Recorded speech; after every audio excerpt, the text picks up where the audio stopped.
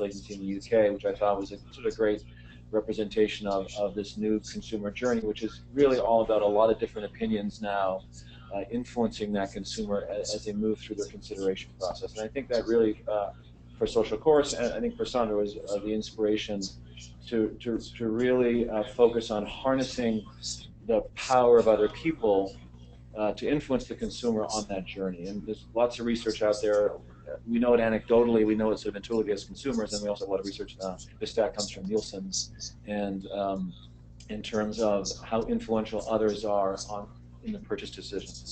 So when you think about others influencing that decision, as a marketer, I think the right framework to use is the pay to own one in terms of and I think most brands are using some form of this sort of media or marketing architecture. And then as it relates to social media, the idea of sort of fusing paid and owned with really the scaling of earned media, which is getting the right people to tell the story, getting the right people to influence that consumer in their consumer journey.